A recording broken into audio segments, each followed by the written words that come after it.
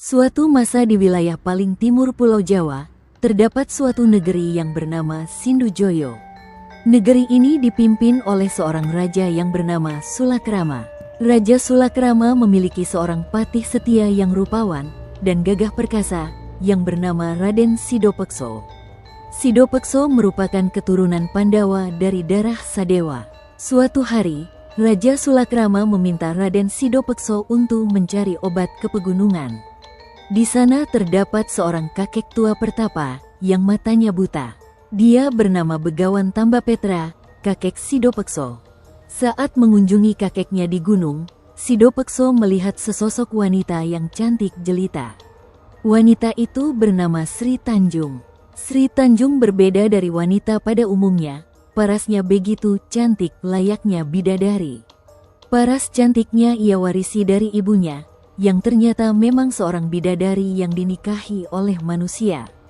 Ibunya memilih untuk tidak kembali ke kayangan dan menetap bersama suaminya di bumi. Semakin hari Sidopekso dan Sri Tanjung semakin dekat. Sidopekso pun memantapkan diri untuk meminang Sri Tanjung. Pernikahan keduanya begitu hikmat. Begawan Tambapetra selaku kakek Sidopekso turut memberkati pernikahan tersebut. Tugas Sidopekso untuk mendapatkan obat dari kakeknya sudah selesai. Ia pun kembali ke negeri Sindujoyo dan memboyong Sri Tanjung bersamanya. Sesampainya di Sindujoyo, Raden Sidopekso langsung menemui Raja Sulakrama untuk menyerahkan obat yang diminta sang raja, sekaligus memperkenalkan Sri Tanjung. Kecantikan Sri Tanjung benar-benar memikat banyak orang. Warga Sindujoyo berdecak kagum melihat kecantikan istri sang patih. Bahkan Raja Sulakrama diam-diam juga menaruh hati pada Sri Tanjung dan berniat untuk memisahkan Sri Tanjung dari Raden Sidopekso. Demi melancarkan niat buruknya, Raja Sulakrama bersiasat untuk memberikan tugas yang mustahil dapat diselesaikan oleh Sidopekso. Ia berniat untuk mengirim patihnya itu ke Swargaloka untuk membawa pesan kepada para dewa yang isinya dapat mengancam keselamatan Sidopekso. Swargaloka tidak dapat dijangkau oleh manusia biasa dan isi pesan sang raja pun tidak diketahui oleh Sidopekso. Sidopekso selalu patuh dan hormat terhadap rajanya. Sejauh yang ia tahu, sang raja tidak pernah berlaku jahat kepadanya. Maka itu ia langsung menyanggupi tugas tersebut. Ia pun berpamitan kepada Sri Tanjung dan meminta Sri Tanjung untuk bersumpah setia menunggu kepulangannya. Mengetahui tujuan suaminya adalah Swargaloka, Sri Tanjung memberikan selendang bidadari milik ibunya kepada Sidopekso. Dengan menggunakan selendang bidadari dari Sri Tanjung, sampailah Sidopekso di Swargaloka. Ia pun bertemu para dewa dan menyampaikan surat dari sang raja. Begitu membaca isi surat tersebut, para dewa begitu marah. Isi surat tersebut berbunyi, pembawa surat ini akan menyerang Swargaloka. Sidopekso akhirnya diserang dan dipukuli oleh para dewa.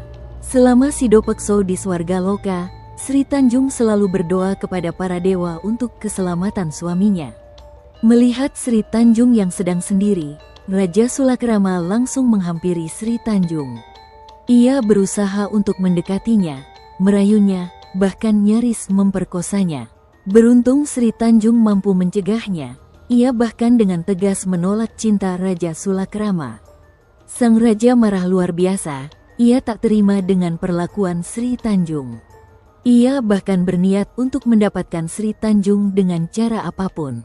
Sementara itu di Swargaloka, Sidopekso akhirnya dapat menghentikan penyerangan terhadap dirinya.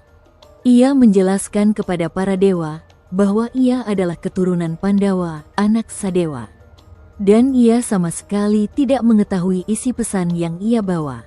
Para dewa akhirnya memaafkan Sidopekso dan bahkan memberinya berkah. Sidopekso telah menyelesaikan tugasnya. Ia pun memohon izin kepada para dewa untuk kembali ke bumi. Sesampainya di bumi, Sidopekso bergegas untuk menemui Sri Tanjung. Namun alangkah kagetnya ia menemukan Sri Tanjung berduaan dengan sang raja. Sang raja yang marah terhadap Sri Tanjung langsung mengatakan kepada Sidopekso bahwa Sri Tanjung berusaha untuk merayu dan menggodanya selama Sidopekso pergi. Sri Tanjung berusaha menjelaskan Namun suaminya terlanjur marah dan emosi, sehingga perkataan istrinya itu tidak dianggapnya. Sidopekso menganggap sang istri sudah mengingkari sumpahnya untuk setia selama kepergiannya ke Swargaloka. Terbakar amarah serta emosi, Sidopekso membawa sang istri ke hutan Setra Gandamayu. Ia menarik rambut istrinya dari belakang dan mengancamnya dengan sebilah keris. Sri Tanjung yang tetap pada kejujurannya mengeluarkan sabda, "Aku rela terbunuh dengan keris suamiku untuk membuktikan kesetiaan dan kejujuranku. Jika setelah terhunus keris aku mengeluarkan darah dan berbau, maka terbuktilah aku berbohong. Tetapi, jika yang keluar adalah air dan wangi, maka terbuktilah kejujuran dan kesetiaanku pada suamiku." Keris Sidopekso akhirnya menghunus dada Sri Tanjung. Sri Tanjung terkulai, ia mengeluarkan banyak darah dari tubuhnya. Sesaat kemudian, darah yang terus mengalir itu berubah menjadi air yang wangi. Sidopekso langsung merengkuh tubuh istrinya. Ia menangis seraya mengucapkan banyu, wangi, air wangi. Yang berarti, Sri Tanjung terbukti jujur dan setia kepadanya. Ia pun menyesali perbuatannya dan memohon agar istrinya kembali hidup bersamanya. Namun sayang, roh Sri Tanjung sudah menyeberang ke alam lain dengan dibantu seekor ikan mas besar. Menyesali perbuatannya, Sidopekso bersama abdinya mengembara untuk mencari Sri Tanjung. Sri Tanjung yang sudah mencapai alam lain, bertemu dengan Batari Durga, Dewi Uma. Di sana Sri Tanjung menceritakan kejadian pilu yang ia alami. Sang Dewi pun iba, ia mengembalikan roh Sri Tanjung kembali ke bumi, ke tempat pertapaan Begawan Tambapetra. Sementara itu, Sidopekso yang mengembara bersama abdinya ditemui oleh Batari Durga. Sang Dewi menyampaikan tempat di mana Sri Tanjung berada. Tak menunggu lama, Sidopekso bergegas menuju ke pertapaan. Ia pun bertemu kembali dengan roh Sri Tanjung. Sidopekso memohon agar Sri Tanjung mau memaafkannya dan kembali hidup di bumi bersamanya. Sri Tanjung tidak langsung menyetujuinya. Ia mengajukan syarat yang harus dilaksanakan oleh Sidopekso. Sri Tanjung meminta Sidopekso untuk mengalahkan Raja Sulakrama dan membawakan mahkotanya. Sidopekso menyetujuinya. Ia pun mengatur peperangan melawan Raja Sulakrama. Perang pun terjadi. Raja Sulakrama tewas di tangan Sidopekso.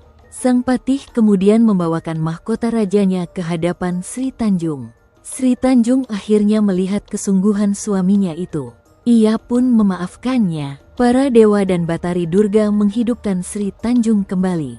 Sri Tanjung dan Sidopekso kembali hidup bersama.